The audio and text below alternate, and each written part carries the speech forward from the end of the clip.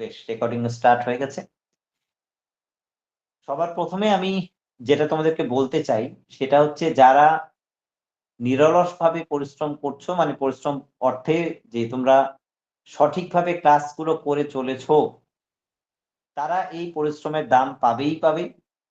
এবং তোমরা বিশ্বাস করো, তোমরা যে কোনো কম্পিটিটিভ পরীক্ষার ক্ষেত্রেই যত ছাত্রছাত্রী তোমরা দেখতে পাও, তার কেবলমাত্র 5% ছাত্রছাত্রী সঠিকভাবে যে কোনো পরীক্ষার জন্য মানে প্রিপারেশন নেয়।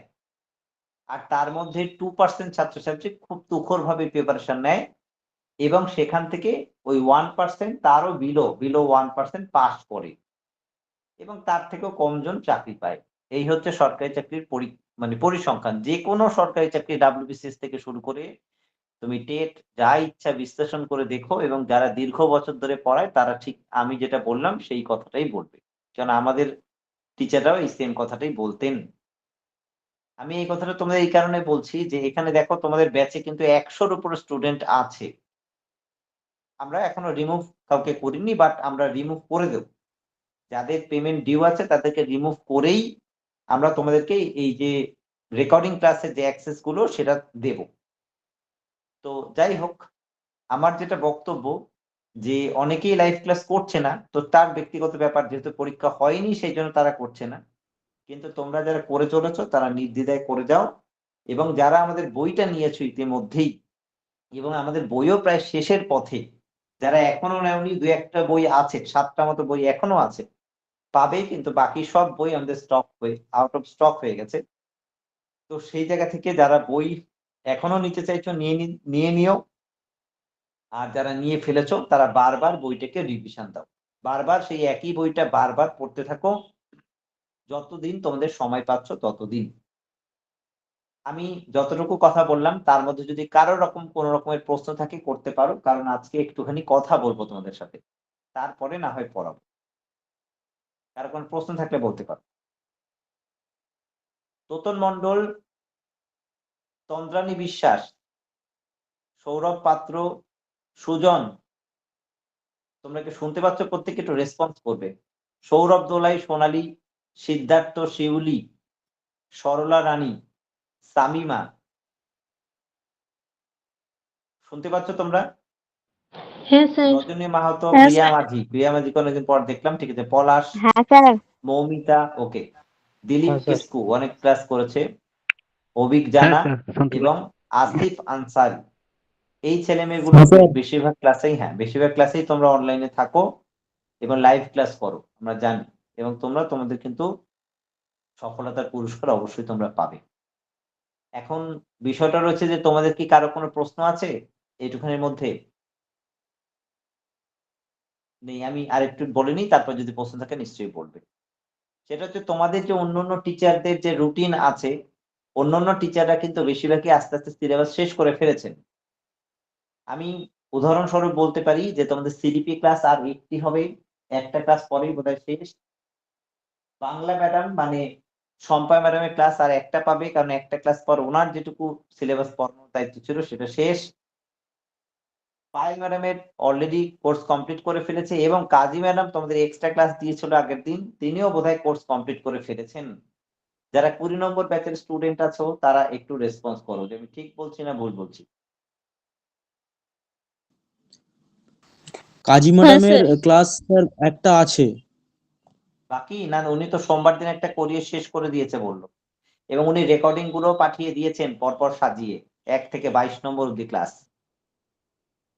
স্যার উনি যারা এক্সট্রা ক্লাস, দিয়েছিলেন, ওটা একটা ক্লাস পুরোপুরি উনি একদিনে করাতে পারেননি, সেই জন্য বললেন যে একদিনে দিলে হয়তো নিতে পারবে না, তাই জন্য 2 দিন করে দিয়েছিল।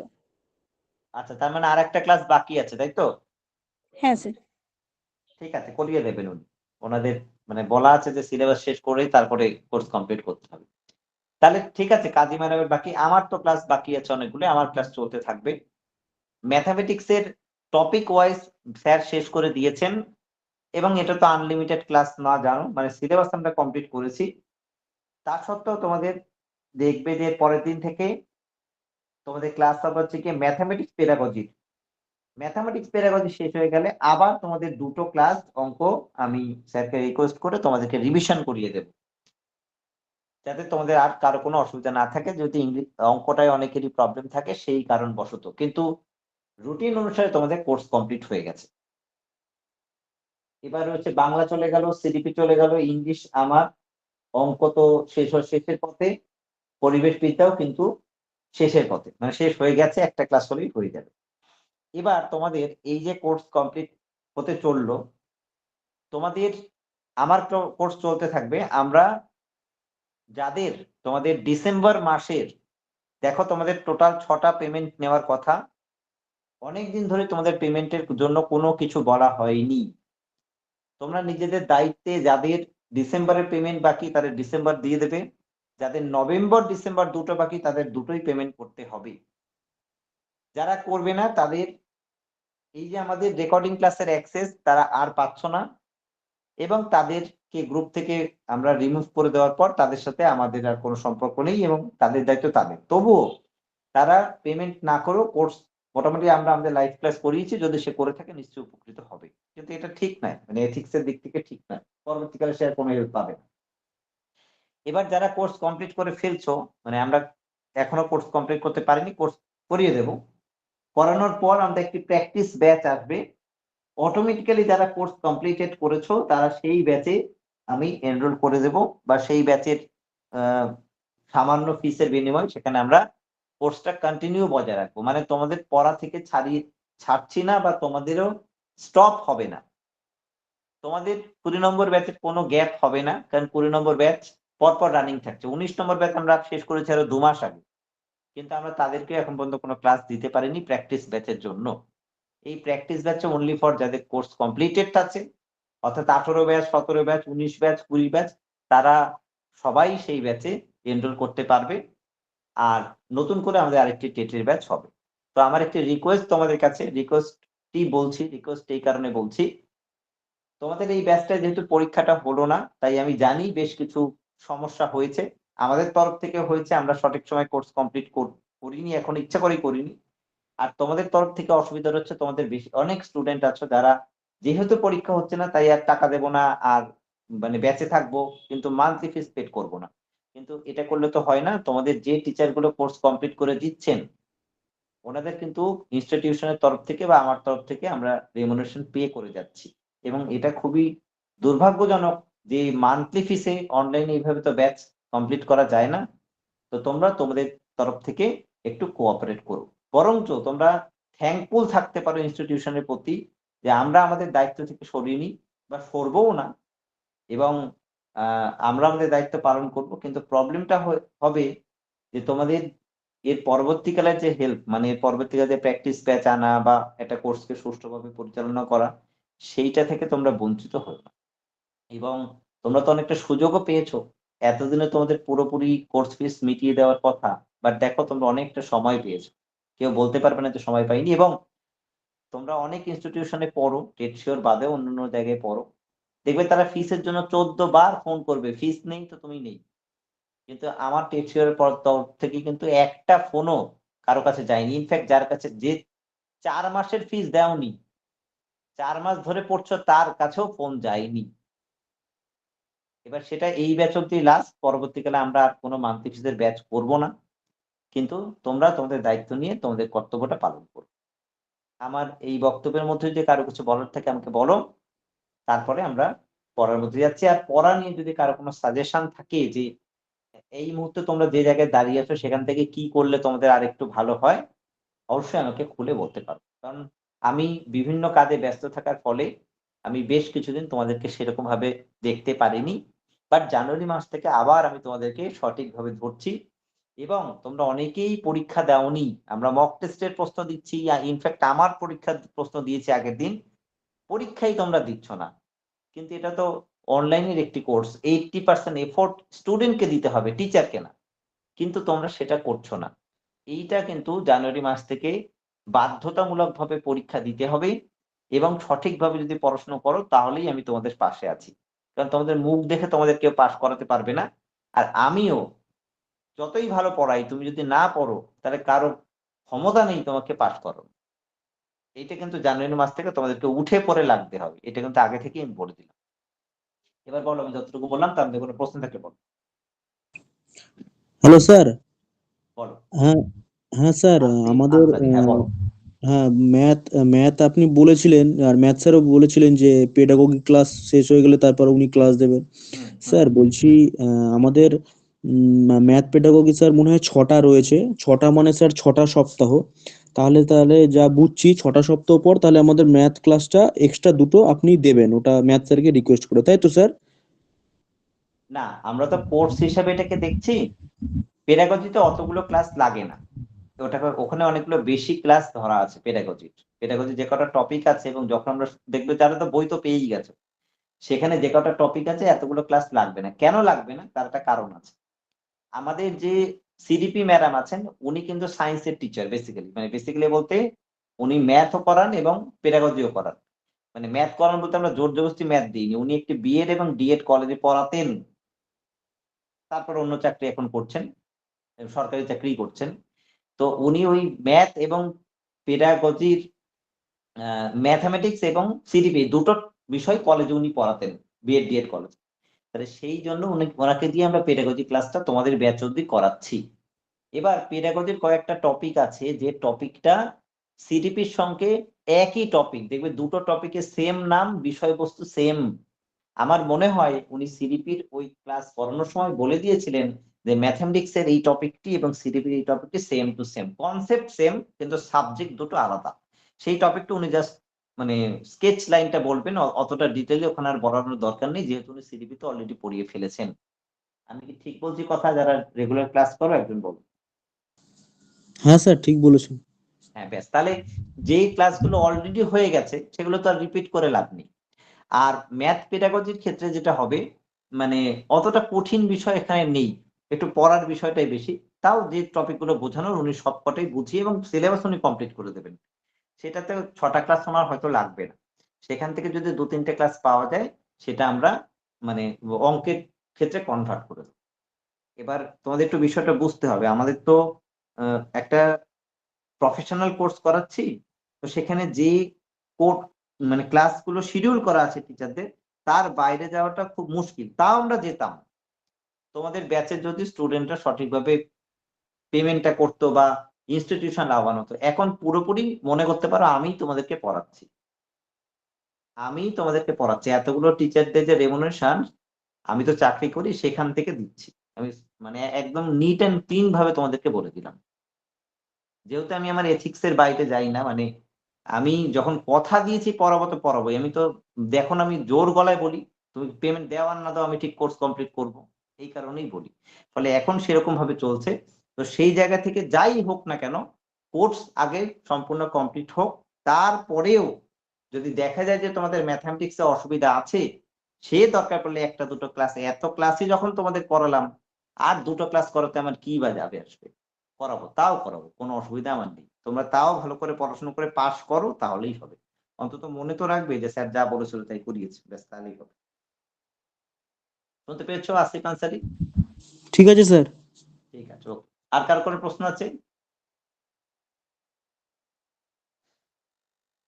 কারো কোনো প্রশ্ন আছে? অভিষেক জানা শুনতে পাচ্ছ? বসুন্ধরা মাইতি, বিপ্লব কুমার, দেবজ্যোতি ছেলে হ্যাঁ ক্লাস করে। হ্যাঁ স্যার, ইলেকট্রিক্স শোনা যাচ্ছে। অনেকদিন পরে দেখলাম। হ্যাঁ স্যার শুনতে পাচ্ছি। ওকে, মৌমিতা শুনতে পাচ্ছ? পলাশ মাইতিও ক্লাস করে। পারমিতা মন্ডল, প্রিয়া মাঝি ক্লাস করে প্রচুর। প্রিয়া মাঝি এবার মনে হচ্ছে টেস্ট পাস করেই যাবে। রজনী মাহাতো শুনতে পাচ্ছ? হ্যাঁ স্যার পাচ্ছি। ঠিক আছে, ওকে।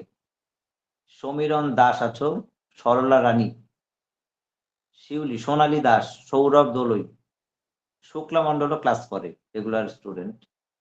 হ্যাঁ স্যার আচ্ছা। সুরভি পাত্র, চন্দ্রানীও ক্লাস করে। হ্যাঁ আচ্ছা, স্যার এবার আমাকে একজন বলো, এবার আমরা পড়ার মধ্যেই আসবো সরাসরি। তাহলে আমি লাস্টে একটু সামারি করে দিই। সেটা হচ্ছে তোমাদের ডিসেম্বরে যাদের পেমেন্টটা বাকি, একটু কাইন্ডলি এটা একটু পেড করে দিও, স্ক্রিনশট পাঠিয়ে। এবং অনেকে আগের পেমেন্টের হয়তো রিসিভ কপিটা পাওনি, একই সঙ্গে পাবে দুটোই, দেখবে ফুল পেড করে তোমাদেরকে পাঠানো। হ্যাঁ হ্যাঁ, জানি আমি। ফুল পেড করে একসঙ্গেই পাঠিয়ে দেবো, দুটোই পেড করে পাঠিয়ে দিও, যেটা ডিও আছে। আর ঠিক আছে। যাদের এবার পেমেন্ট না থাকবে তাদের দেখবে আর গ্রুপে রাখছি না। তারপরে আমি তোমাদেরকে সমস্ত কাজ সাজানো আছে, আমি তোমাদেরকে রেকর্ডিং গুলো পরপর দিয়ে দেবো। একটা রিকোয়েস্ট করছি, যাদের কোর্স কমপ্লিট হবে এবং যাদেরকে আমরা গ্রুপে রাখবো এবং পুরোপুরি রেকর্ডিং ক্লাসের অ্যাক্সেস পরপর দিয়ে দেব, এটা রিকোয়েস্ট যে তারা সেই ক্লাসগুলো অন্য কারোর সাথে শেয়ার করো না। কেন করো না? তারা সবাই বন্ধু, সবাইকে হেল্প করা উচিত, কিন্তু প্রবলেমটা হচ্ছে তারা ইচ্ছাকৃতভাবেই একটি ইনস্টিটিউশনে ভর্তি হয়ে সেখানকার পেমেন্ট করেনি, সঠিকভাবে ক্লাস করেনি, কিছুই করেনি, অথচ সমস্ত নোটের অ্যাক্সেস তারা নিয়েছে, সমস্ত লাইভ ক্লাস তাদের সুযোগ দেওয়া হয়েছে, অ্যাপেও তাদের এখন অবধি রাখা হয়েছে। তা সত্ত্বেও যখন করেনি তখন বুঝে নিও তারা ইচ্ছাকৃতভাবেই করেছে, তারা নিডি নয়। তারা পড়াশোনাটাকে বা টিচারদের পড়ানোটাকে মূল্য দিতে জানে না। তারা ফ্রি, মানে এই যে টিচাররা পড়াচ্ছে তারা যথেষ্ট মানে মূল্যবান। তোমরা যখন নিজেরাও চাকরি পাবে, যখন 50, 60,000, 70,000 টাকা মায়না পাবে, তখন এই যে অনলাইনে ক্লাস করে যে রেমুনারেশনটা টিচার পায় এটা কোনো সামান্য তাদের কাছে। কিন্তু তারা এই মান্থলির জন্যও না, তারা পড়াচ্ছে ভালোবেসে। অর্থাৎ যারা পুরো কোর্স কমপ্লিট করেনি, মনে করো যে তারা ইচ্ছা করে করেছে এবং তারা, তাদের কাছে ভ্যালু নেই অ্যাকচুয়ালি পড়াশোনার। তাদেরকে আমাদের যে রেকর্ডিং ক্লাসের ফুল অ্যাক্সেস সেটা কোনোভাবেই শেয়ার করো না। তোমরা যারা কোর্স কমপ্লিট করেছো তোমরা পাস করে যাও এবং তোমরা টেকশিওরের হেল্প নিয়ে পাস করে চাকরি পাও, এটাই চাই। যারা করেনি তারা ইচ্ছাকৃত করেনি। আর যদি প্রকৃত অর্থে নিডি কোনো মানুষ দেখো যে না একে হেল্প করলে সত্যি ভালো হবে, তাও করতে পারো, তাকে হেল্প অবশ্যই করবে। কিন্তু যারা ইচ্ছাকৃত ভাবে করেছে তাদের হেল্প করার দরকার নেই, তাদের সাথে শেয়ার করার দরকার নেই। এবার আমি আসবো আমাদের ইংলিশ পড়ার ক্ষেত্রে।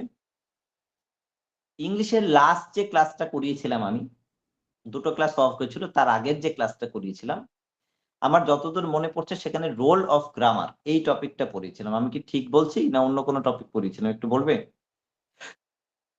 হ্যাঁ স্যার, ওটাই প্রিপোজিশন হয়েছিল করেছিলেন লাস্ট। স্যার। আসিফ কি বলছো আরেকবার বলো। প্রিপোজিশন করেছিলেন স্যার। প্রিপোজিশন করিয়েছিলাম, আচ্ছা হ্যাঁ ঠিক বলেছো।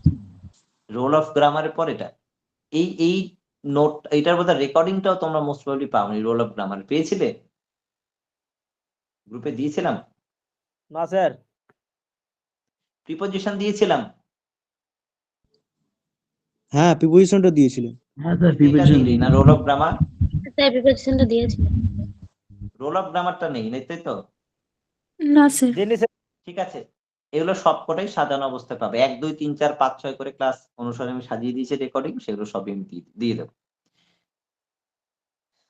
ও তারপর আরেকটি ক্লাসও করানো হয়েছিল লাস্টের দিকে, কম্প্রিহেনশনের একটি ক্লাস করানো হয়েছিল, প্র্যাকটিস। আমার মনে হয় এই ক্লাসটা রেকর্ডিং তোমাদের দেওয়া হয়নি, কম্প্রিহেনশনের প্র্যাকটিসটা। ঠিক আছে, ওকে। ল্যাঙ্গুয়েজ স্কিলস এই টপিকটা হয়েছে? মনে করে বলো, ল্যাঙ্গুয়েজ স্যার। স্কিলস পড়ানো হয়ে গেছে? হ্যাঁ স্যার, হ্যাঁ হ্যাঁ হয়েছে স্যার। ঠিক আছে, ওকে, ভেরি গুড। নভেম্বর ঠিক আছে, 28 অনেকটাই তারিখে তাহলে হয়েছিল। ওকে, অনেকটাই হয়ে গেছে তাহলে। অ্যাপ্রোচেস, মেথডস এন্ড টেকনিক্স হয়নি এবং তার সঙ্গে evaluating language comprehension and proficiency এটা হয়নি, তাই তো? 16 নম্বর এবং স্যার, 18 হয়নি। নম্বর টপিক হয়নি তো? না স্যার। না স্যার। এই দুটো বেশ ঠিক আছে। এই দুটোর মধ্যে যেটা সোজা টপিক সেটা আজকে পড়াবো। এই দুটোই আমি শেয়ার করছি, যেটা সোজা সেটা পড়াবো। কেন? কারণ আজকে যেহেতু এখানে সম্পূর্ণ সেট আপটা নেই, নেক্সট দিন থেকে থাকবে। নেক্সট দিন আমি চলে যাচ্ছি আবার আমার পড়ানোর জায়গায়, নেক্সট দিন বলতে নেক্সট উইকে। তো সেই জন্য আজকে সোজা টপিকটা তোমাদেরকে পড়াবো। আমি নোটটা তোমাদের সঙ্গে শেয়ার করছি এবং যাদের কাছে মানে বই আছে বেশিরভাগই, তারা অবশ্যই বই থেকে যে টপিকটা আমি শেয়ার করছি সেটা বের করবে। একটি হচ্ছে মেথড, অ্যাপ্রোচ এন্ড টেকনিক্স, আর আরেকটা বললাম এভলিউশনারি প্রফিসিয়েন্সি।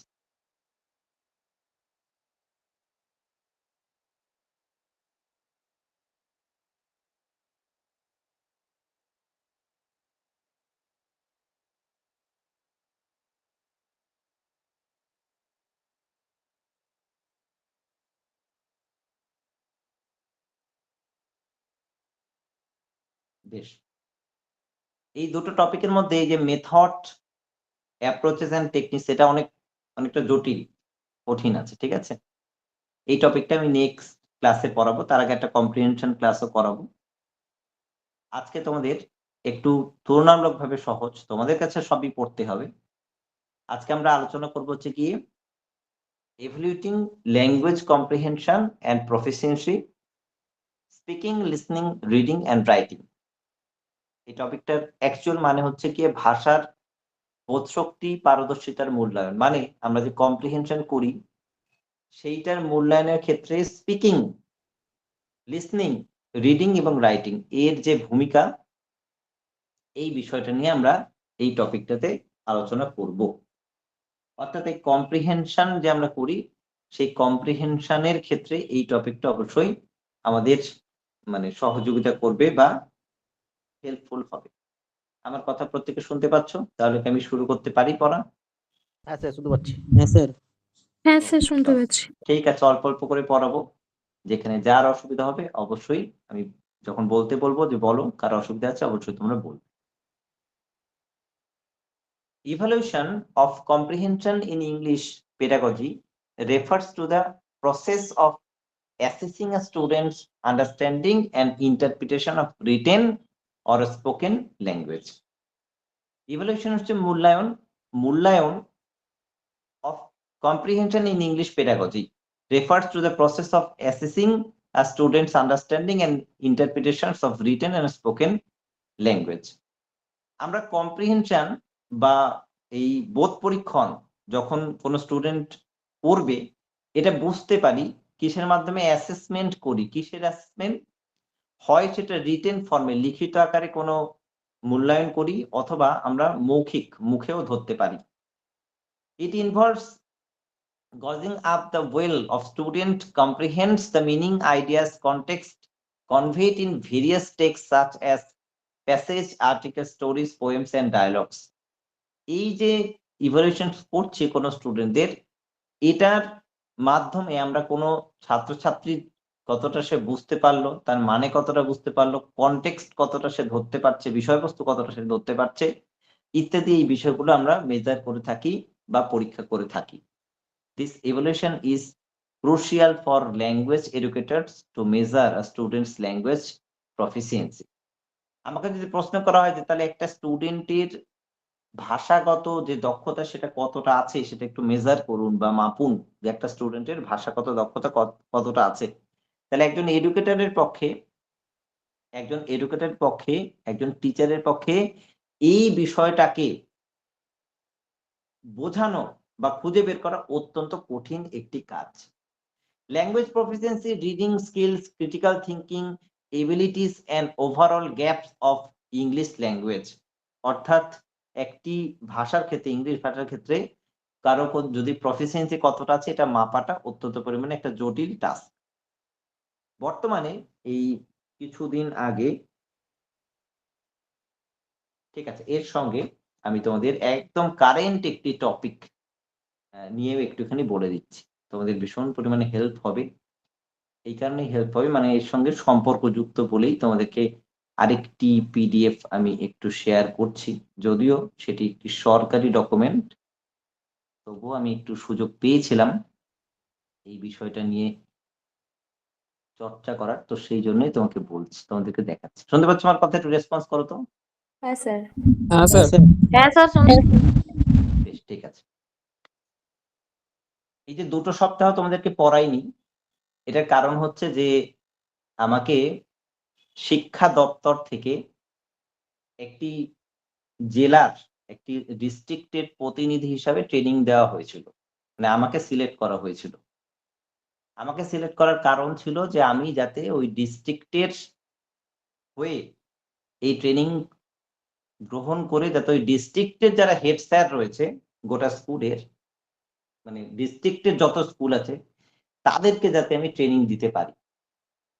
তো বুঝতেই পারছো যে বিষয়টা যথেষ্ট দায়িত্বের এবং আরো বেশি চাপের বিষয়। আমি তো হেড স্যার নই, আমি হেড স্যারের থেকে আমি অ্যাসিস্ট্যান্ট টিচার, বাট আমি হেড স্যারদের ট্রেনিং দেব, বিষয়টা একটু অন্যরকম। এটা সাধারণত এসআইরাই দেয়, বাট কোনো একজন এসআই তার দায়িত্বটি আমার উপরে দিয়ে আমাকে একটু বোঝাই চাপিয়ে দিয়েছে।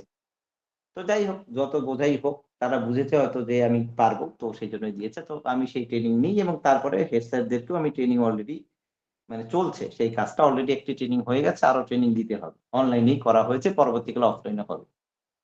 এই ট্রেনিংটার মিনিং হচ্ছে হলিস্টিক প্রোগ্রেস রিপোর্ট কার্ড অর্থাৎ 2025 সাল থেকে এবার থেকে প্রাইমারি শুধু নয়, মানে 1 থেকে 8 অব্দি পশ্চিমবঙ্গের সমস্ত স্কুলেই হলিস্টিক রিপোর্ট কার্ড এর ধারণা এসছে, এবং এটা কিন্তু পশ্চিমবঙ্গে ভারতবর্ষের মধ্যে প্রথম রাজ্য হিসেবে পশ্চিমবঙ্গই এই ইনিশিয়েটিভ নিয়েছে এই হলিস্টিক রিপোর্ট কার্ড তৈরির। এর বেসিক বিষয়টা কি? বেসিক বিষয়টা হচ্ছে একটা স্টুডেন্টকে একটাই রিপোর্ট কার্ড দেওয়া হবে, মানে মার্কশিট এটাকে আমরা বলছি না, একটা রিপোর্ট কার্ড দেওয়া হচ্ছে, এবং তার মধ্যে প্রায় ধরো 36টা মতো পেজ আছে, এবং ক্লাস 8 অব্দি সেটাই চলবে, অর্থাৎ ক্লাস ওয়াইজ সেটা পরিবর্তন হতে থাকবে। এবং কোনো স্টুডেন্টের ক্লাস 8 এ গিয়ে যদি সেই মার্কশিট তুমি হাতে নাও, তুমি 1 থেকে 8 অব্দি ওই ছাত্র বা ছাত্রীটির কি প্রোগ্রেস হয়েছে সব তুমি জেনে দিতে পারবে। বিষয়টা অত্যন্ত ভালো, সেটা বুঝতে পারছো, এবং অত্যন্ত কঠিনও। এবার যদি কোনো স্টুডেন্ট স্কুল ছেড়ে দেয়, তাহলে ওই মার্কশিটও কিন্তু স্কুল পরিবর্তন অনুসারে ওই স্কুলে চলে যাবে, অতএব এটা তার একটা পার্মানেন্ট অ্যাসেট। এবার প্রশ্ন করতে পারো যে স্যার 8 অব্দি কেন করা হলো? কারণ 8 অব্দি হচ্ছে সরকারি শিক্ষা, ফ্রি অ্যান্ড কম্পালসারি এডুকেশন 8 অব্দি বলা হয়, তার জন্যই সরকার এই ইনিশিয়েটিভ নিয়েছে শিক্ষা দপ্তর থেকে। এবং লাকিলি আমি সেই প্রসেসটার একটি পার্ট হিসাবে অংশগ্রহণ করার সুযোগ পেয়েছিলাম, এবং তার ট্রেনিং নিতে গিয়েই তোমাদের 2-1টা ক্লাসও আমার অফ গেছে, যেহেতু একটা দায়িত্ব এসছে সেই কারণে। আমার কথা কি শুনতে পাচ্ছ? হ্যাঁ স্যার। হ্যাঁ স্যার। ঠিক আছে। তো যাই হোক, আমিও এই বিষয়টার ক্ষেত্রে নিজেকে একটু লাকি বলে মনে করি, যে না, এত হাজার হাজার টিচারের মধ্যে আমাকেই তারা যোগ্য বলে মনে করেছেন। আর তোমাদের সাথেও সেই অভিজ্ঞতাটা শেয়ার করছি, কারণ এটা তোমার কাজে লাগবে, এবং এটা আমাদের পড়ার মধ্যেই আছে। তাহলে আমরা একটু আগে যে ইভ্যালুয়েশন চ্যাপ্টারটা পড়ছিলাম, যে ইভ্যালুয়েশন প্রসেসটা এত সহজ বিষয় না, এর মধ্যে নানা ধরনের দিক আছে। সেই জায়গা থেকেই এই হলিস্টিক প্রোগ্রেস রিপোর্ট কার্ড, এটা কিন্তু মার্কশিট বলছি না আমরা, সার্বিক বিকাশ ও সার্বিক প্রগতি পত্র যদি বাংলায় বলি, এটা বলছি। এটা তৈরি করার কারণ কি? পশ্চিমবঙ্গ সরকারের নানা ধরনের কারণ আছে, আমি সংক্ষেপে তোমাদেরকে বলছি, যদি কখনো সুযোগ পাই তোমাদেরকেও ভালো করে বোঝাবো। কারণ এই যে যেটা দেখতে পাচ্ছ, এটা মূলত হচ্ছে এটা পিপিটি, সেটাকে পিডিএফ আকারে তোমাদেরকে দেখাচ্ছি। এটা প্রজেক্ট আকারে করে হেড স্যারদেরকে বোঝাতে হয়েছে, বা আরো ট্রেনিং দিতে হবে আমাকে। এর অনেকগুলো কারণ আছে, এটা মাল্টি ডাইমেনশনাল, মানে একবার করলে অনেক রকমের উপকার তুমি পাবে। এবং ভারতবর্ষের সমস্ত ইনস্টিটিউশন, মানে আমাদের এখান থেকে কেউ প্রাইমারি যদি পড়ে, সে কেরালাতেও চলে যায়, কর্ণাটকেও চলে যায়, সে সে অন্য জায়গার সঙ্গেও একটা মিল পাবে। মানে আমাদের যে পড়ার ধরন, সেই পড়ার ধরনের সঙ্গে অন্যদের পড়ার ধরনের মধ্যে একটা মিল আসবে। কেন আসবে সেটাও একটু পরে আমি তোমাদেরকে বলছি। এবার দেখো, এখানে ইভ্যালুয়েশন করার যে পদ্ধতি, একটু আগে আমরা যে টপিকটা আজকে পড়ছি, সেই টপিক রিলেটেড, যে আমরা ইভ্যালুয়েশন প্রসেসটাকে শুধু পড়াশোনার মধ্যে রাখিনি আর, মানে রাখছি না, এবার থেকে পশ্চিমবঙ্গে আর পড়াশোনার মধ্যে রাখছি না। আমি যে কথাগুলো বলছি অত্যন্ত মনোযোগ দিয়ে শোনো, এবং আজকে যারা ক্লাসে আছো তারা কিন্তু অত্যন্ত মানে মানে ভালোর জন্য আজকে যে জয়েন করেছে, এটার উপকার তুমি পাবে। কারণ তুমি টেট পাস করলে কিন্তু এই সমস্ত বিষয় তোমাকে প্রশ্ন ধরতে পারে, কারণ এটা পশ্চিমবঙ্গে সর্বপ্রথম আসছে, এবং তুমি এই বিষয় সম্পর্কে একটু অবগত আছো কিনা বা তোমার নলেজ আছে কিনা, তোমাকে কিন্তু প্রশ্ন জিজ্ঞেস করবে। টেটে প্রশ্ন না আসলেও ইন্টারভিউতে কিন্তু করবে। তাই কিন্তু আজকে মানে আমি যা যা বলছি খুব ইম্পর্টেন্ট, ভালো করে শুনে নাও, আর পারলে রেকর্ডিংটাও পরে দেখে নিও। এই যে মার্কশিটটা রয়েছে, এই মার্কশিটের টোটাল 7খানা পার্ট আছে। একটা মার্কশিটের 7টা পার্ট, 35টা মতো পৃষ্ঠা আছে, আগেই বললাম। এই 7টা পার্টের মধ্যে দেখো, সর্বপ্রথম পার্টটাকে আমরা বলছি বায়োডেটা পার্ট। এই বায়োডেটা পার্টের মধ্যে দেখো, একটা ছাত্র বা ছাত্রীর নাম, date of birth, student ID, Aadhaar card number, blood group কি আছে, সব এভরিথিং এখানে রয়েছে। এই যে এটা হচ্ছে বায়োডাটা পার্ট। এবং এখানে কিছু কিছু জিনিস চেঞ্জেবল, আর কিছু কিছু জিনিস চেঞ্জেবল নয়, কিছু কিছু জিনিস কখনো চেঞ্জ হবে না। অর্থাৎ ক্লাস 1 এ যা লেখা হবে, ক্লাস 8 অব্দি সেম টু সেম জিনিস থাকবে, অর্থাৎ তার নাম, আধার কার্ড ইত্যাদি তার চেঞ্জ হবে না। কিন্তু কিছু জিনিস পরিবর্তনশীল, মানে স্কুলের নাম পরিবর্তনশীল, স্কুলের ডাইস কোড পরিবর্তনশীল, এগুলো পরিবর্তন হবে। স্টুডেন্ট আইডি কিন্তু পরিবর্তন হবে না, একটাই 1 এ যা তৈরি হয়েছিল 8 অব্দি একই জিনিস থাকবে। এইবার এর সর্বমূল যে বিষয় প্রাথমিক পর্যায়ে, তাহলে প্রথমে বললাম বায়োডেটা, তার পরের পার্টে চলে আসছে, দেখো এখানে কিন্তু মূল্যায়ন করছে স্টুডেন্টদের, কিন্তু পড়াশোনার মূল্যায়নের আগে একটি মূল্যায়ন দেওয়া হয়েছে, সেটা হচ্ছে development of personality and life skills, বাংলায় বললে ব্যক্তিত্ব জীবনশৈলীর বিকাশ। অর্থাৎ একটি ছাত্র বা ছাত্রীর ব্যক্তিত্ব এবং জীবনশৈলীর বিকাশ কিভাবে হচ্ছে, এবার আমাকে যদি প্রশ্ন করো স্যার ব্যক্তিত্ব কি, ব্যক্তিত্ব মূলত মানুষের চিন্তাধারা, থিঙ্কিং এবং তার অনুভূতি, তার ফিলিং এবং তার ডুইং মানে তার কার্যকলাপ, এই তিনটের মেলবন্ধনে তার ব্যক্তিত্ব তৈরি হয়। অর্থাৎ কি বললাম আরেকবার বলছি, থিঙ্কিং এর সঙ্গে রিলেটেড আছে হেড, ফিলিং এর সঙ্গে রিলেটেড আছে হার্ট, হৃদয়, এবং ডুইং এর সঙ্গে রিলেটেড আছে তার হ্যান্ড, হাত। অর্থাৎ হেড, হার্ট এবং হ্যান্ড, এই তিনটের মেলবন্ধনে ব্যক্তিত্ব তৈরি হয়। মিলিয়ে দেখবে এখানে কিছু কিছু ছেলে মেয়ে আছো তোমাদের মধ্যে যারা খুব ডিটারমাইন্ড, আমি এটা করবো মানে করবোই, তার মানে তার ব্যক্তিত্ব দৃঢ়। এবং কিছু কিছু ছেলে মেয়ে আছে আমি করবো, লড়াকু, প্রচুর পরিমাণে পরিশ্রম করবো মানে করবোই, তাহলে সে কাজ করেই ছাড়বে, অর্থাৎ তার মধ্যে প্রোডাক্টিভিটি অনেক বেশি আছে। তাহলে এরকম ভাবেই ব্যক্তিত্ব তৈরি হয়। এবার যদি তুমি ফ্রিকেল মাইন্ডেড হও, আজকে ভাবছো টেট প্রিপারেশন নেবো, কালকে ভাবছো পরীক্ষা তো হচ্ছে না, না প্রিপারেশন নেবো না, পরীক্ষার 7 দিন আগে বসবো, তাহলে তোমার দ্বারা আর পাস করা হবে না, কারণ তোমার ব্যক্তিত্বই ওই চাকরি পেতেই হবে, ওই মনোভাবটা তোমার মধ্যে নেই। তার জন্য সবার প্রথমে ছাত্র বা ছাত্রীর ব্যক্তিত্ব পরিমাপ করা হচ্ছে, ব্যক্তিত্ব এবং তার সঙ্গে তার জীবন শৈলী পরিমাপ করা হচ্ছে, এবং এর মধ্যে আবার টোটাল 15টা সাব স্কিলস রয়েছে। পরিমাপের ধরন আছে 15 ধরন। আমি তোমাদের পুরো ডিটেলসে বলতে পারবো না, কারণ তাহলে 2 ঘন্টা লাগবে এগুলো বলতে গেলে। আমি সংক্ষেপে বলছি, যদি তোমাদের ভালো লাগে পরে কোনো সময় বলবে, আমি নিশ্চয়ই আবার তোমাদেরকে বলবো। যেহেতু আমি নিজেই হেড স্যারদের ট্রেনিং দিচ্ছি, তো বুঝতেই পারছো এই বিষয়টা নিয়ে অনেকটা আমাকেই পড়াশোনা করতে হয়েছে বা রপ্ত করতে হয়েছে, তাই তোমাদের বলতে পারছি এত কিছু। এর মধ্যে 15টার মধ্যে দেখো লিসনিং আছে, একটু আগে আমরা যেটা পড়েছি, কমিউনিকেটিভ স্কিলস আছে, এমপ্যাথি মানে বন্ধুর প্রতি কতটা সহানুভূতিশীল, সহযোগিতা, কে কাকে সাহায্য করে, কতটা কথোপকথন, ফ্রেন্ডশিপ, কনফ্লিক্ট রেজলিউশন, কতটা সে তাড়াতাড়ি কোনো দ্বন্দ্ব নিরসন করতে পারে, মানসিক চাপ কতটা সে সহ্য করতে পারে, ডিসিশন কতটা নিতে পারে, পারস্পরিক সম্পর্ক কতটা বজায় রাখতে পারে, কতটা সে নেতৃত্ব দান করতে পারে, কতটা সে ইমোশনাল কন্ট্রোল করতে পারে, অর্থাৎ কোনো খারাপ সময় কেঁদে না ফেলে, কোনো খারাপ সময় ছাল না ছেড়ে দেয় ইত্যাদি, রেসপেক্ট করতে পারে কতটা একে অপরকে, এবং তার সঙ্গে পজিটিভ দৃষ্টিভঙ্গি তার কতটা, আসলে মোটিভেটেড সে কতটা, সেলফ মোটিভেটেড কতটা, এবং সর্বশেষে লিডারশিপ, সে কতটা অন্যকে নেতৃত্ব দিতে পারে। প্রত্যেকটা টিচারকে কিন্তু এই প্রত্যেকটা স্কিলের উপরে নম্বর দিতে হবে, নম্বর মানে গ্রেড দিতে হবে। দেখো উপরে এ মানে ভেরি গুড, বি মানে গুড, সি মানে স্যাটিসফ্যাক্টরি, ডি মানে রিকোয়ার মোর ডেভেলপমেন্ট, আরো প্রয়োজন, ইত্যাদি দিয়ে যাবেন। এখানে তো দিল এ বি সি ডি দিল, ঠিক আছে, নেতৃত্ব দানের। এবার মজার বিষয়টা হচ্ছে এর আরেকটি দিক আছে, এটা হচ্ছে গিয়ে development of personality and life skills. আরেকটি আছে দেখো, development of personality of life skills. এই অংশটার পরে আমরা একটু নিচের দিকে তোমাদেরকে দেখাচ্ছি, এগুলো সব ক্লাসের মার্কস তো খুব কঠিন হয়ে গেছে এখন। তোমরা জানো নিশ্চয়ই ফর্মেটিভ আর সামেটিভ এক্সামিনেশন। ফর্মেটিভ এক্সামিনেশনকে আবার প্রত্যেকটা এক্সামকে আবার 3টে ভাগে ভাগ করেছে, মানে একটা ফর্মেটিভের আন্ডারে 3টে ফর্মেটিভ হবে। এই যে একটা মার্কশিট দেখলেই বুঝতে পারবে, তোমরা যেহেতু প্রাইমারির জন্য প্রিপারেশন নিচ্ছ, তোমাদের প্রাইমারির মার্কশিটটাই দেখাচ্ছি আমি। এখানে দেখো ফর্মেটিভ এভালুয়েশন দিয়েছে একটা, ফেজ 1, ফেজ 2 মানে ফর্মেটিভ 2, ফেজ 3 ফর্মেটিভ 3।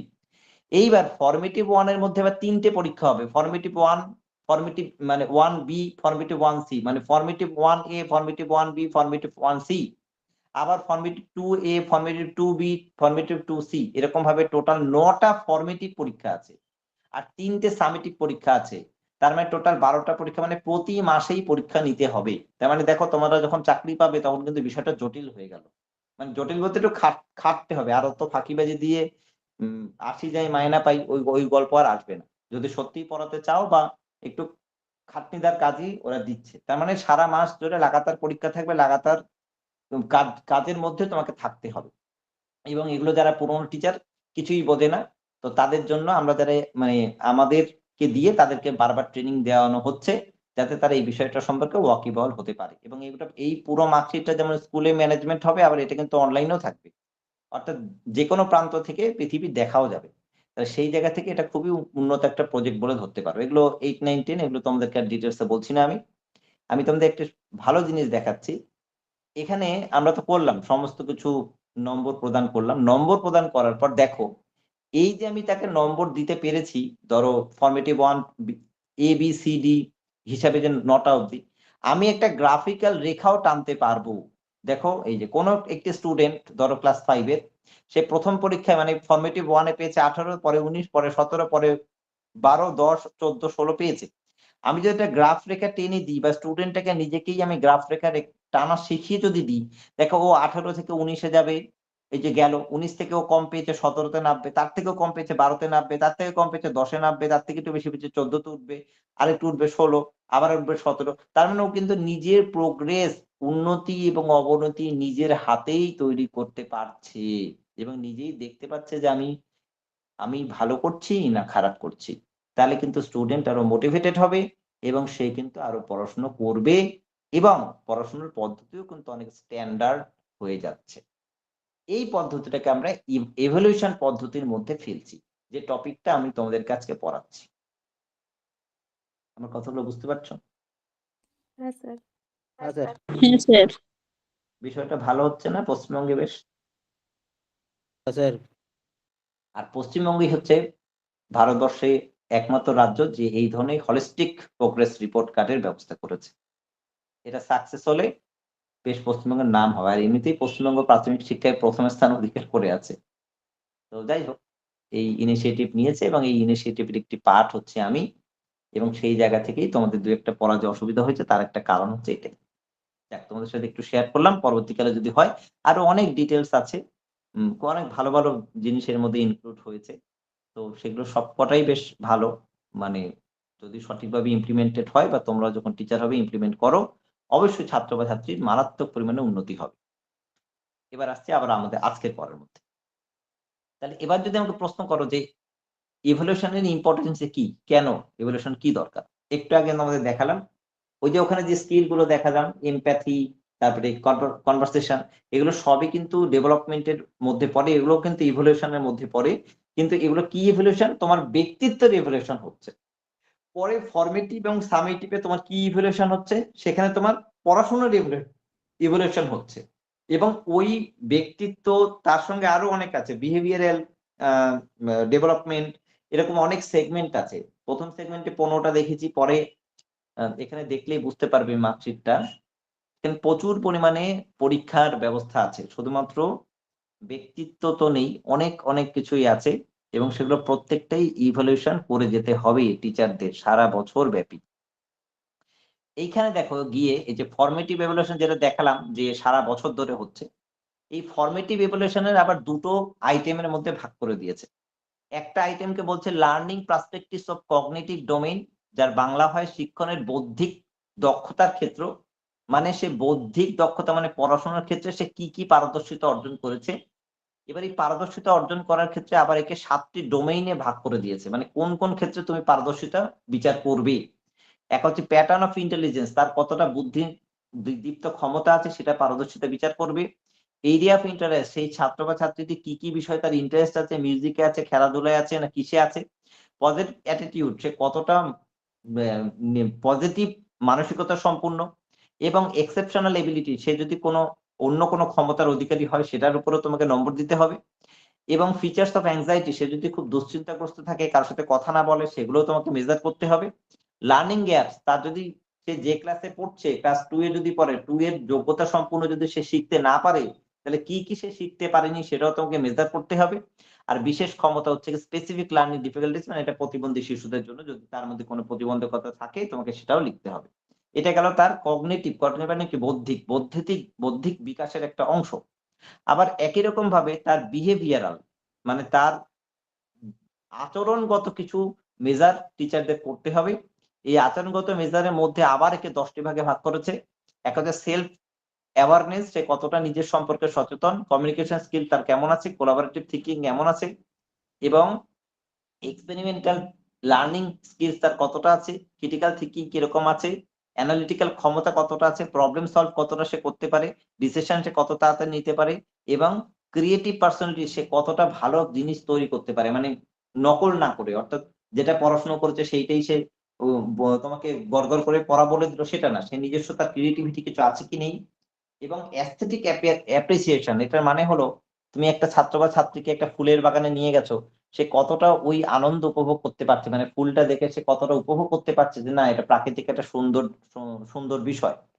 তো এইটা তোমাকে মেজার করতে হবে এবং সর্বশেষে টিচার্স পারসেপশন, মানে একজন শিক্ষক বা শিক্ষিকা এত কিছু বিচার বিশ্লেষণ করে সেই ছাত্র বা ছাত্রীকে ABCD এই 4টি গ্রেডের মধ্যে কোন গ্রেডের মধ্যে ফেলতে পারবেন বলে তিনি মনে করেন। তারপরে এরপরে আছে অভিভাবকদের, তারা কি মনে করেন। তারপরে আছে হেড স্যারের, তিনি কি মনে করেন। তারপর আছে ক্লাস টিচারের, তিনি কি মন্তব্য করেন। সমস্ত কিছু মিলিয়ে হচ্ছে একটি মার্কশিট। তার মানে বুঝতে পেরে গেছো যে মার্কশিটটা কতটা জটিল, এবং এই প্রত্যেকটা বিষয় যা যা বললাম সব ইভ্যালুয়েশনের মধ্যে পড়ছে, মূল্যায়নের মধ্যেই পড়ছে। শুনতে পেলে? হ্যাঁ স্যার। স্যার হ্যাঁ স্যার। বলছি আপনি যে ক্রিয়েটিভিটির কথা বললেন সেটা তো কোনো স্টুডেন্ট যখন মানে বছরের শেষে বা সিমিলারিটি যে এভালুয়েশন হয় সেই সময় ওদেরকে কিছু হাতে তৈরি করতে নিজেদের থেকে তৈরি করে নিয়ে যেতে বলে, সেটাও তো হবে স্যার? মানে ওরা ওদের নিজের ক্রিয়েটিভিটি দিয়ে নিজে কোনো কিছু তৈরি করছে, সেটাও তো ওর মধ্যে ক্রিয়েটিভিটিটা হ্যাঁ, মানে রয়েছে। হবে হবে হবে কিন্তু কিন্তু এখানে দেখো এই মার্কশিটের ক্ষেত্রে দেখো,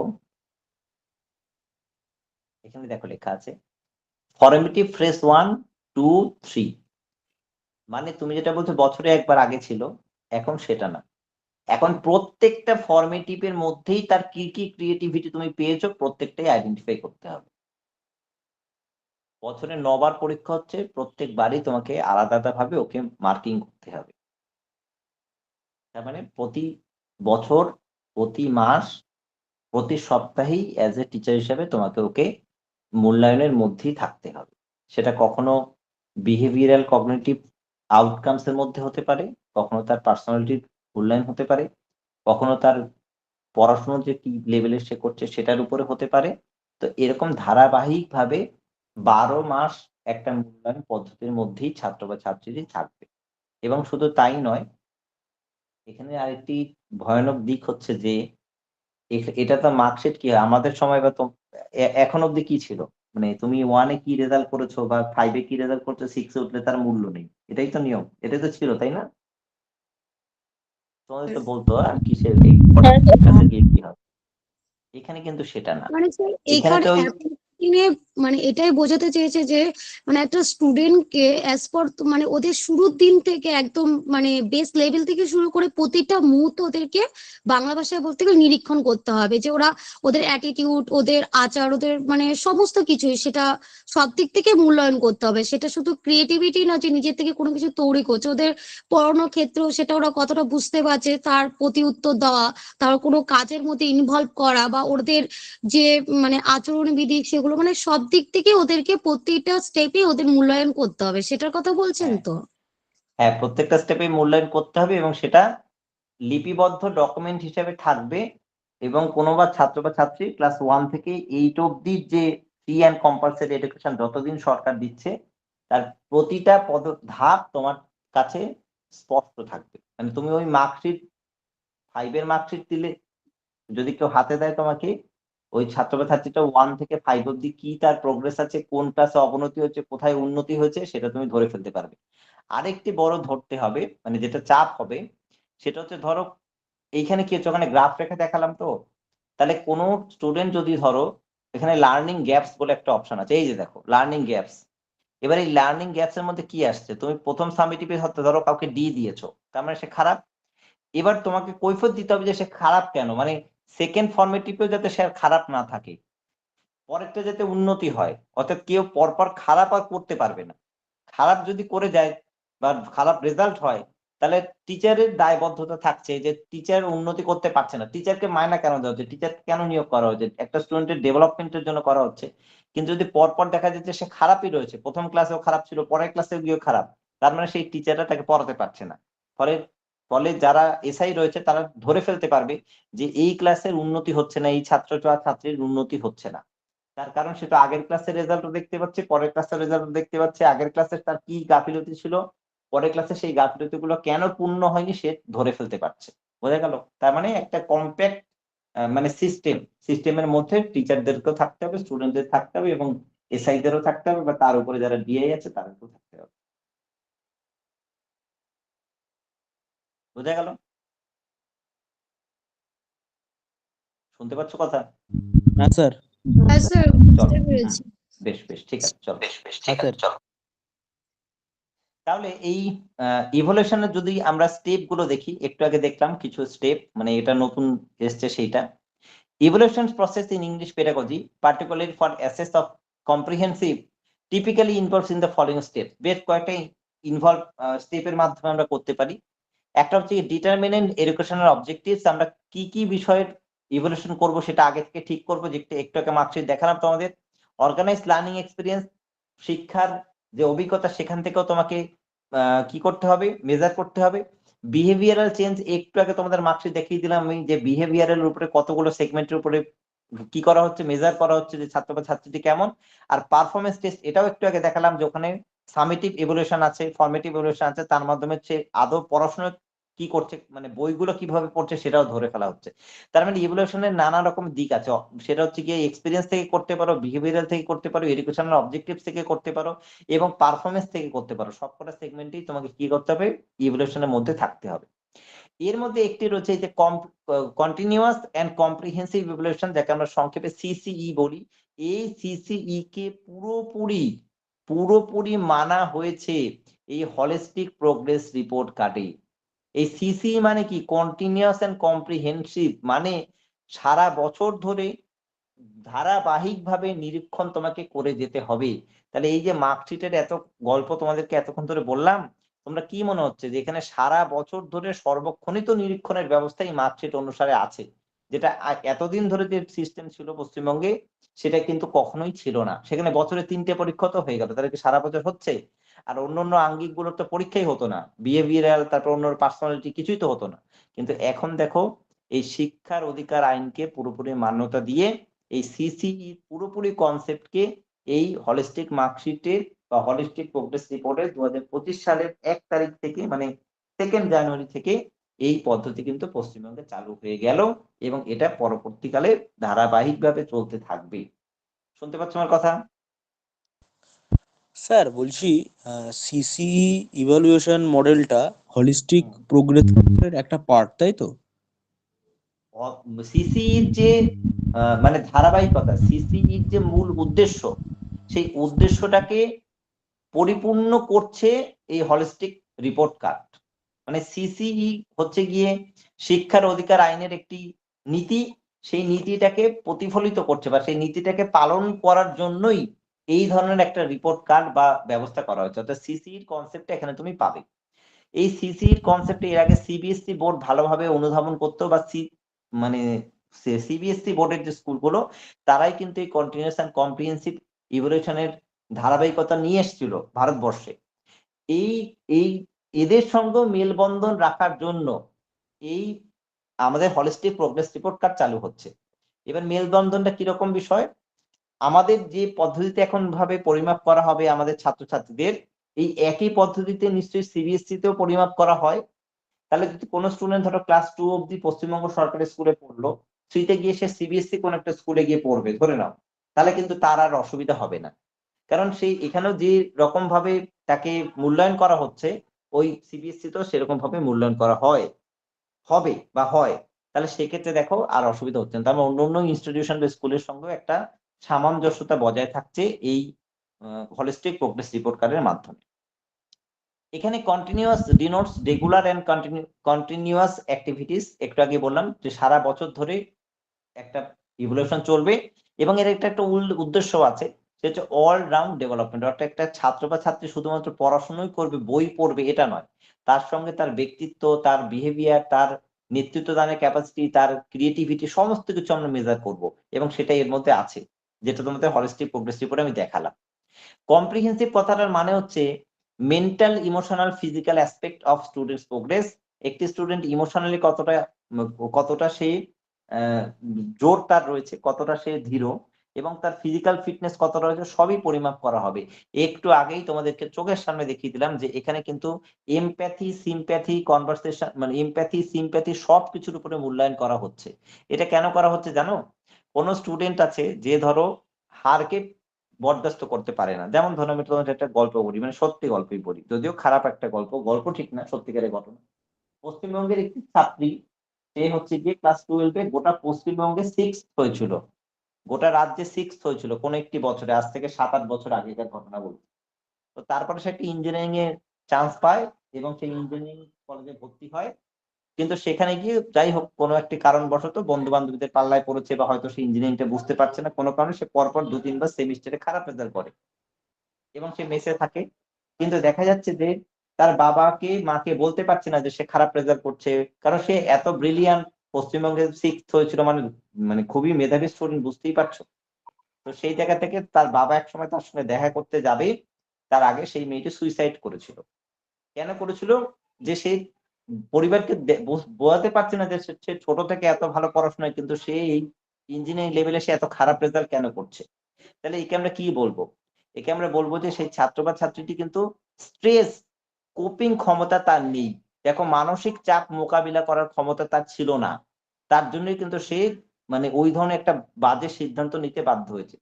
কিন্তু কোন ছাত্র বা ছাত্রীকে তুমি ছোট থেকেই যদি এগুলোও শেখাও যে হ্যাঁ, ফেলিওর হচ্ছে গিয়ে একটা অংশ জীবনের, বা তোমাকে এইটাকেও মানসিক চাপ নিতে হবে, তাহলে কিন্তু সে এই ধরনের ডিসিশন নিত না। এই মার্কশিটের মধ্যে সেই বিষয়গুলো কিন্তু আছে। এখানে দেখো, এই যে স্ট্রেস কোপিং স্কিল, মানে একটি ছাত্র বা ছাত্রীর মানসিক চাপ নেওয়ার কতটা ক্ষমতা আছে, তার আবেগ নিয়ন্ত্রণ করার কতটা ক্ষমতা আছে, এটা দেখতে পাবে তোমরা যারা ছোট বাচ্চাদের পড়াও। তারা দেখবে অনেক সময় কোনো স্টুডেন্ট একটু 2-1 নম্বর কম পেলেই কান্নাকাটি করে, কাঁদে। এটার কারণ সে ইমোশনকে কন্ট্রোল করতে পারে। আমি ওদের কথা কেন বলি, তোমরা নিজেই তো কাঁদো, টেটে ফেল করে বাড়িতে এসে কান্নাকাটি করো। কি ঠিক বলছি কিনা? ঠিক বলছি? এবার আর কেউ স্বীকার করবে না। তাহলে কান্না তো পায়, খারাপ তো লাগে, এটার মানে কি? ইমোশনালি তুমি দৃঢ় নও। তোমাকে ধরতে আমি পড়িনি তাই ফেল করেছি, আমি পড়বো, পরের বার পাস করবো, এরকম ভাবে তোমাকে রাখতে হবে। আবার একটা ওভার কনফিডেন্স হলে হবে না, আরে পড়লেই তো পাস করবো, এটাও না। পাস করার জন্য লড়তে হবে, তার মানে তোমার ইমোশনালিও তোমাকে দৃঢ় হতে হবে। তাহলে এই মার্কশিটের মধ্যে এই বিষয়গুলো আছে, যেটা এর আগে কখনোই পশ্চিমবঙ্গে ছিল না, যেগুলো এভলিউশনের অবশ্যই একটি পার্ট। অর্থাৎ এগুলো সবকিছু নিয়ে একটি সার্বিক বিকাশ সাধিত হবে একটি ছাত্র বা ছাত্রীর ক্ষেত্রে। তাহলে আমাদের সিসিই এর অবজেক্টিভস গুলো কি কি, মানে কি কি কারণে আমরা সিসিই করে থাকবো? একটা হলো, সিসিই এর অবজেক্টিভস গুলোর মধ্যে সর্বপ্রথম যেটা পড়বে সেটা হচ্ছে developed cognitive and psychomotor and affective skills. Affective মানে হচ্ছে মনোযোগ বা মনোভাবের বিকাশ। সাইকোমোটরস মানে আমাদের শারীরিক গঠনগত বিকাশ, এবং কগনিটিভ মানে বৌদ্ধিক বিকাশ। এগুলো সবকটাই যাতে বিকাশ সবভাবে হয়, সেই জন্য আমরা সিসি করে যাব। To use evolution as a quality control device to maintain the desired standard of performance. আমরা সবসময় কোয়ালিটির উপরে জোর দেবো, যাতে একটি ছাত্র বা ছাত্রীর যে পারফরমেন্স রয়েছে সেটা আরো বেটার থেকে আরো বেটার হয়। And two make the process of teaching and learning, এবং টিচিং লার্নিং এটাকে আরো আরো কি করব, লার্নার সেন্টার অ্যাক্টিভিটি করব। অর্থাৎ ছাত্র বা ছাত্রী নিজস্ব দক্ষতাটাই বেরিয়ে আসবে কিসের মাধ্যমে? মার্কশিটের মাধ্যমে। দেখো, এখানে একটু আগে তোমাদের দেখিয়েছিলাম যে এখানে একটি গ্রাফ রেখাও তৈরি করতে পারবে ছাত্র বা ছাত্রী, তুমি শিখিয়ে দিলে। তাহলে দেখো, ও নিজেই কিন্তু করতে পারছে যে আমি মানে উন্নতি করছি না অবনতি হচ্ছে, আমার কি হচ্ছে সেটাও নিজেই পারবে। তাহলে কি হচ্ছে? লার্নার সেন্ট্রিক এডুকেশন হচ্ছে, নিজের প্রোগ্রেস নিজেই দেখতে পাচ্ছে, নিজেই করতে পারছে, এবং সেটা হাতে কলমেই করতে পারছে। তাই এটাকে আমরা লার্নার সেন্ট্রিক একটি এডুকেশন বলে ফেলছি বা বলছি। এবার ইম্পর্টেন্ট কি, অর্থাৎ কি কি কারণে সিসি করা যেতে পারে? Reduce the drop out rate. যদি এরকম ভাবে ইন্টারেস্ট গ্রো করতে পারো কোনো ছাত্র বা ছাত্রী, তাহলে সে পড়াশোনা ছাড়বে না। কনসেপচুয়াল ক্লারিফিকেশন, সে নিজেই নিজে বুঝতে পারবে সে কেন রেজাল্ট খারাপ করছে বা তার কি কি উন্নতির প্রয়োজন আছে। এবং it will help the learners to develop the holistically in terms of personality, to also focus on the co-scholastic aspect of also assess। এখানে এই কথাটা আছে holistically, দেখতে পাচ্ছ? অর্থাৎ একটি ছাত্র বা ছাত্রী তার যে ব্যক্তিত্ব এবং তার যে স্কলাস্টিক অ্যাসপেক্ট, মানে স্কুলে পড়াশোনার সাথে সাথে অন্য অন্য বিষয়গুলো সব দিকেই তার উন্নতি ঘটবে। আর হলিস্টিক্যালি কথাটা মানে হচ্ছে সার্বিক বিকাশ, সর্বাঙ্গীন বিকাশ বা সামগ্রিক বিকাশ লাভের জন্য সে উন্নতি করবে। তাহলে এই ইভলিউশনের মধ্যে এই হলিস্টিক কথাটা এবং সিসিইর এই মধ্যেই এই হলিস্টিক কথাটা অলরেডি লুকিয়েই ছিল। সেটা এতদিন পর্যন্ত পশ্চিমবঙ্গে মানে চালু হয়নি, এই 2025 সাল থেকে চালু হচ্ছে। যদিও এটা খুব কঠিন বিষয়, কারণ জানো একটা নীতি চালু করা এত সহজ বিষয় না। তুমি তো বুঝতেই পারছো, আমি গোটা ডিস্ট্রিক্টের হেড স্যারদের ট্রেনিং দিয়ে বেড়াচ্ছি, কিন্তু তাদেরকে সঠিকভাবে ট্রেনিং না দিতে পারলে তো এটা তারা ইমপ্লিমেন্ট করতে পারবে না, স্কুলে ভুলভাল করবে। এবং এটা করাটা তো সহজ না, যারা পুরনো টিচার তারা তো এগুলো কিছু বোঝেই না, তো তাদেরকে তুমি কিভাবে শেখাবে?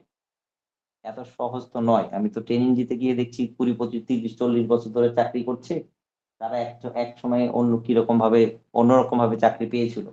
সেগুলোতে এটা না, এটা তো অনেক কঠিন। তাদের কাছে এই সমস্ত ইভলিউশন করা মানে তো মানে কি সব বলছে মাথার উপর দিয়ে যায়, তাহলে সেটা করাটা কঠিন। তাহলে এটার জন্য আমাদের ট্রেনিং দিয়ে যেতে হচ্ছে, তার কারণ এই সিসি ধারণাটাকে আমরা পরিপূর্ণ করব। ফর্মেটিভ অ্যাসেসমেন্ট একটু আগে ওটার মধ্যে দেখালাম। ফর্মেটিভ অ্যাসেসমেন্ট জানো ধারাবাহিকভাবে সারা বছর ধরেই পরীক্ষা চলতে থাকবে, তার মধ্যে রেমিডিয়াল টিচিংও থাকবে। যেমন এই মার্কশিট অনুসারে প্রতি মাসেই পরীক্ষা হবে, একটু আগে দেখালাম তোমাদের। প্রতি মাসের 3য় সপ্তাহে পরীক্ষা নেবে সরকার, আর 4র্থ সপ্তাহে রেমিডিয়াল টিচিং দেবে প্রত্যেক মাসে। তাহলে এই রেমিডিয়াল টিচিং এন্ড তার সঙ্গে ইভলিউশন চলতে থাকবে। রবিউল মিউট করো। এবার it enables teacher to adjust teaching to make the account of result of assessment.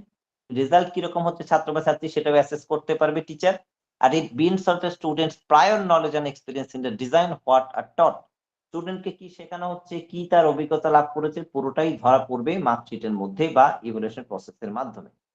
Summative ইভ্যালুয়েশনও হবে বছরে 3বার, এটা তো জানো, এটা নিয়ে আর বলছি না। বছরের শেষে অর্থাৎ এক একটা কোর্সের শেষে ছোট ছোট অংশে যদি ভাগ করা হয় গোটা বইটাকে, সেই অংশটুকু এক একটা শেষ হবে এবং তারপরেই সামেটিভ ইভ্যালুয়েশন হতে থাকবে। ফার্স্ট সামেটিভ, সেকেন্ড সামেটিভ এবং থার্ড সামেটিভ।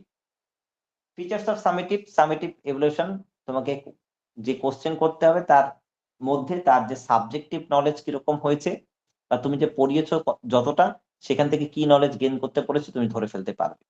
এর বেশ কয়েকটা অবজেক্টিভস রয়েছে। 1 নম্বর, in summative assessment the technique used in examination systems and the tools used pen and test paper. অর্থাৎ সামেটিভ ইভ্যালুয়েশন কিন্তু খাতায় কলমে লিখিত একটি পরীক্ষা। আগের কিন্তু যেগুলো পার্সোনালিটি ডেভেলপমেন্ট বলো বা ক্রিয়েটিভিটি, সেগুলো কিন্তু খাতায় কলমে সবকটা না। এবং this test may include objective and subjective question, এখানে বড় এবং ছোট সব ধরনের প্রশ্ন থাকে সামেটিভে। Question as the tools are primarily used in examinations and find out the children know, think and feel. এখানে প্রশ্ন দেওয়া হয় এবং স্টুডেন্ট কি চিন্তা করছে, কি লিখছে এবং কি অনুভব করছে সেটা ধরা পড়ে তার লেখনীর মাধ্যমে, তার খাতায় কলমে। আর লাস্ট হচ্ছে good test in English should be based on the objectives of teaching English in our schools, that is development of listening, speaking, reading, writing in the students. একটি ছাত্র বা ছাত্রীর রিডিং, রাইটিং, স্পিকিং ইত্যাদি এই বিষয়গুলোর মধ্যে কি উন্নতি ঘটেছে বা কতটা তার পারদর্শিতা রয়েছে, এই পুরোটাই ধরা পড়বে সামেটিভ ইভ্যালুয়েশনের মাধ্যমে। আমাদের এই টপিকটা এইটুখানি ছিল এবং আমার খুব ভালো লাগছে তোমাদের এই টপিকটার সঙ্গে রিলেটেড করে আমি পশ্চিমবঙ্গ সরকারের নতুন যে শিক্ষানীতি অনুসারে কিন্তু এটা করা হয়েছে, এটাও জানো, নতুন শিক্ষানীতি অনুসারে করা হয়েছে। সেই অনুসারে যে নতুন ধরনের পদ্ধতি আসছে হলিস্টিক প্রোগ্রেস রিপোর্ট কার্ড, সেটাও তোমাদের একটু প্রাইমারিলি বলতে পারলাম। যদি কখনো তোমাদের আরো বেশি জানার ইচ্ছা হয় নিশ্চয়ই কোনো না কোনো সময় আরো ধারাবাহিকভাবে বলবো। অথবা স্যার হেড স্যারদের 2020 সালের ওই যখন পড়ানোর বলিনি অথবা হেড স্যারদের পড়ানোর যখন লিঙ্ক দেবো তোমাদেরকেও লিঙ্ক শেয়ার করে দেবো, তোমরাও ক্লাসে জয়েন করে যাবে। বলো স্যার নতুন প্রশ্ন শিক্ষানীতি করবো। 2020 সালের এনইপি অনুযায়ী এটা হচ্ছে। হ্যাঁ হ্যাঁ ওইটাই, ওটা অনুসারেই এই হলিস্টিক প্রোগ্রেস রিপোর্ট কার্ড আসছে। বুঝতে পেরেছো? মৌমিতা প্রধান আছো, পরিমল আছো, প্রিয়া আছো, প্রিয়া মাঝি আছো, রজনী মাহাতো আছো, রিঙ্কু ঘোষ আছো, রবিউল আছো, সাধন আছো, সাগরিকা, সামিম, সমীরণ, সরলা রানী সরকার, সোনালী আছো, সুজন আছো, শুক্লা, হ্যাঁ স্যার। সুরভি, তন্দ্রানী তোতন আছো। প্রত্যেকে বুঝতে পারলে? কোনো প্রশ্ন আছে বলো। না স্যার ঠিক আছে। স্যার আমি স্যার একটা কথা বুঝতে বলছিলাম। পেরেছি। স্যার হ্যালো, হ্যাঁ সুজন বলো, আগে সুজন বলো, সুজন।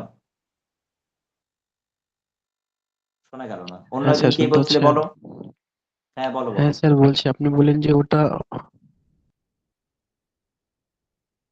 হচ্ছে না, এবার শুনতে শোনা পাচ্ছেন যাচ্ছে? স্যার? হ্যাঁ বলো বলো, শুনতে অসুবিধা পাচ্ছেন নেই। এবার? হ্যাঁ হ্যাঁ বলছি বলো। স্যার, আপনি বললেন যে ওটা 9 বার পরীক্ষা হবে, মানে মাসে একবার করে, মানে কত মার্কের পরীক্ষা হবে? বা দেখা যাচ্ছে 3 মাস বাদে যে একটা পরীক্ষা হয়, এক্সাম হয় 4 মাসের বেলায়, যেমন একটা হচ্ছে আপনার মার্ক হয়, মানে পরীক্ষা হয় 300 মার্কের বা এখানে 500 আছে মার্কের আছে, মধ্যে। দেখো দেখো দেখাচ্ছে, একটু স্ক্রিনের দিকে তাকাও, বড় করে দিচ্ছি, দেখো স্ক্রিনের দিকে তাকাও, দেখতে পাচ্ছ বা? এই দেখো, এইটা হ্যাঁ হচ্ছে স্যার ফার্স্ট বুঝতে পারছি। সামেটিভ 1 নম্বরের। তার মধ্যে দেখো 3টে ভাগ দেওয়া আছে, মানে এক একটা ফর্মেটিভকে 3টে ভাগে ভাগ করেছে, তাহলে 3টে ফর্মেটিভ বছরে হয়, তাহলে কটা হচ্ছে? 9টা। এর প্রত্যেকটা মার্কস দেওয়া আছে। 20 নম্বর করে হবে সাবজেক্টিভ পরীক্ষা, বাংলা, ইংলিশ আর ম্যাথামেটিক্স 20 নম্বর করে হবে।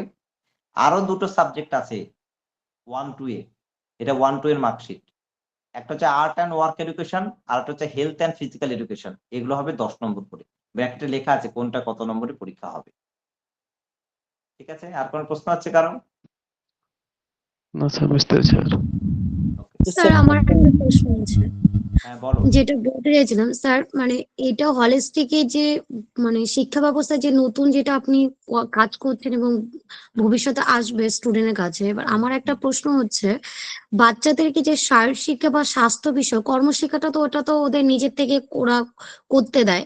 স্বাস্থ্য শারীরিক শিক্ষার যে বিষয়টা, ওটা বেসিক্যালি মানে বেশিরভাগ প্রাইমারি স্কুলগুলোতে ওদের কিন্তু হুম, স্বাস্থ্য যে বইগুলো সরকার থেকে দেয়, ওইখানে হুম, কিন্তু টিচাররা কিন্তু ওদেরকে কিন্তু পড়ায় না সেভাবে, বা সেভাবে ওদেরকে যুক্ত করে না, কিন্তু ওদের পরীক্ষা নেয় সেটা বছরের শেষে কিংবা 3 মাস পর যে পরীক্ষাটা হয়, সিমুলেটিভ পরীক্ষা বা ফর্মেটিভ পরীক্ষার সময়, সেটা নাই। কিন্তু সেই ক্ষেত্রে একটা স্টুডেন্টকে যদি আমরা এবার প্রত্যেক মান্থে যদি ওদেরকে আমরা মানে এভালুয়েশন করি বা অ্যাজ পার একজন টিচার হিসাবে, তা সেক্ষেত্রে ওদেরকে ওরা যদি নাই ওদেরকে আমরা শেখাই ঠিক মতো, তাহলে ওরা কি করে শিখে সেই পরীক্ষাটা ওরা দেবে, বা ওদেরকে আমরা সেটা মূল্যায়ন করব, এই বিষয়টা সরকার সেভাবে কিন্তু নজর দেয় না বেসিক্যালি, না বা হয়তো এটা তো তারা দিতে পারে না। দেখো, টিচার, সরকার তো আর বলে দেয়নি যে টিচারদের আপনারা ফাঁকি দিন, আপনারা কিছু না শিখিয়ে নাম্বার দিন, এটা তো বলেনি। এটা হ্যাঁ স্কুল সেটা ঠিক আছে, কিন্তু নিজের মতো করে বেশিরভাগ যা ইচ্ছা তাই স্কুলগুলোতেই করতো। হ্যাঁ বলে দিচ্ছে শোনো, সেটা যা ইচ্ছা তাই করতো এতদিন ধরে। মানে ওই যে একটু আগে বললাম যে আসি যাই মায়না পাই, এরকম একটা বিষয়, তেমন কিছু নেই। কারণ ওই মার্কসটা তখন মানে ধর্তব্যের মধ্যে ছিল না, একটা যা ইচ্ছা মার্কস বসিয়ে দিলেই হতো, এরকম একটা ব্যাপার ছিল, ঠিক আছে। কিন্তু এবার থেকে আর সেরকম ভাবে অতটা পারবে না। কেন পারবে না? কারণ এখানে প্রত্যেকটা টার্মেই পরীক্ষা আছে, এবং ওদের কিন্তু স্বাস্থ্য শারীরিক শিক্ষায় যথেষ্ট পরিমাণে অনেক কিছু আছে। অনেক স্বাস্থ্য শারীরিক শিক্ষা, অনেক পিটি আছে, পিটি 1, 2, 3, 4, 5 করে এরকম 16টা পিটি আছে। তারপরে ব্যায়াম আছে, অনেকগুলো ব্যায়াম আছে, তার উপযোগিতা কি কি আছে সেগুলো আছে। তো সেগুলো তো করাতে হবে। স্বাস্থ্য শারীরিক শিক্ষার মধ্যে এগুলো আছে, বইয়ের মধ্যে অনেক প্রশ্নও আছে।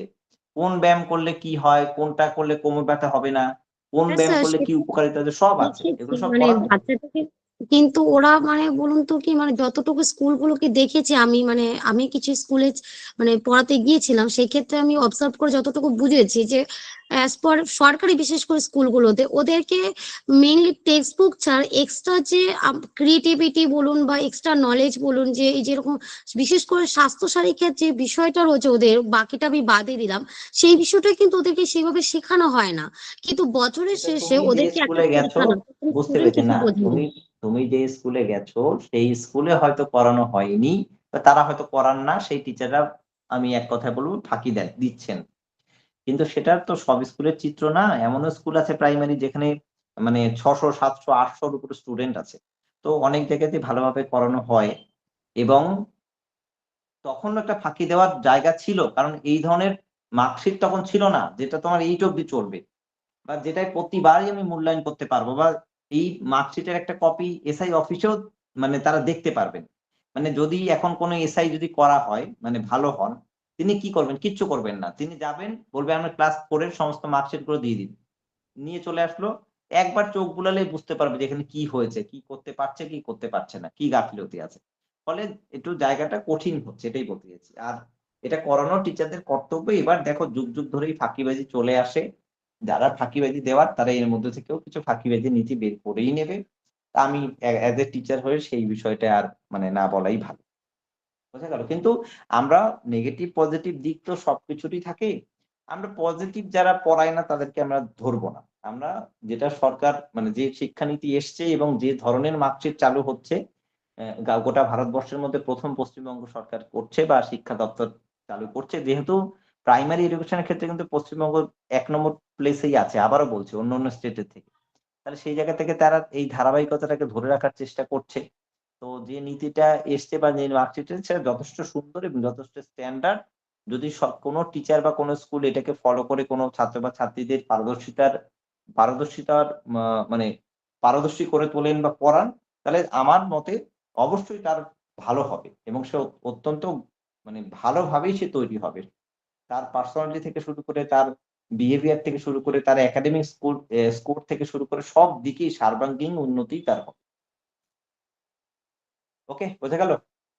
স্যার হ্যাঁ, বুঝতে পেরেছি স্যার। আরেকটা যেটা প্রশ্ন রিসেন্টলি দেখছিলাম যে আগে তো ক্লাস মানে একদম 1 থেকে 8 পর্যন্ত পাস ফেলটা ছিল না, এখন 5 থেকে 8 পর্যন্ত রিসেন্টলি দেখছিলাম নিউজে হ্যাঁ, এই যে অনুসারেই পাস ফেল এসছে। কথাটা, হুম, হ্যাঁ হুম, পাস ফেল কথাটা আবার পুরোনায় ফিরে এসেছে। হুম। মানে এটা কি এই বছর থেকে মানে সামনে আগামী থেকে কি এটা কার্যকরী হবে প্রতিষ্ঠান নাকি? না, কাজ করে না। এই যে যা যা দেখালাম তোমাকে, এটা চালু হবে এই তো আজকে তো কত তারিখ? 26 তারিখ বোধহয়।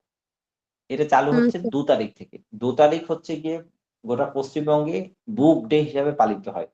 এই 2 তারিখে ক্লাস 1 থেকে 8 অব্দি ছাত্রছাত্রীদের বই প্রদান করা হয়, সরকারি বই। হ্যাঁ। আর এই দিন হুম থেকেই পঠন-পাঠন শুরু হয়। মানে অফিসিয়ালি পঠন-পাঠন শুরু হয়। এবার হুম থেকেই চালু হয়ে যাচ্ছে। এবং এই 2 তারিখ থেকে আমাদের এই যে মার্কশিট যেটা আমি ট্রেনিং দিচ্ছি টিচারদের, আমাদের 30 তারিখ অব্দি ট্রেনিং চলবে। এই ট্রেনিংটা দেওয়া হচ্ছে 2 তারিখ থেকে যাতে তারা ইমপ্লিমেন্ট করতে পারে এই নতুন যে নীতি, সেই জন্যই ট্রেনিং দেওয়া হচ্ছে। বোঝা গেল? হ্যাঁ স্যার। ওকে, যাই হোক। আশা করি ভালোই হবে। তোমাদের আর কোনো প্রশ্ন আছে কারো? বলো। স্যার একটা প্রশ্ন ছিল, বলছি স্যার হলিস্টিক আর সিসিই একে অপরের সিনোনিম বলতে পারি? না, সিসিই হচ্ছে একটা কনসেপ্ট। ধারাবাহিক যে পড়াশোনার ধরন, সিসি হচ্ছে একটা কনসেপ্ট। কনসেপ্ট মানে ধারণা। মানে হচ্ছে গিয়ে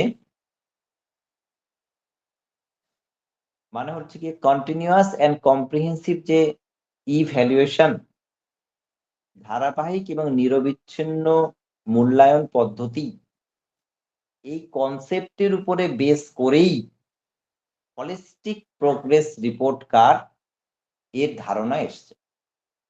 আর এই ধারণাটা শিক্ষানীতি মানে এনসিটিই, এই যে দেখাচ্ছে national curriculum framework of school education and holistic report card intended to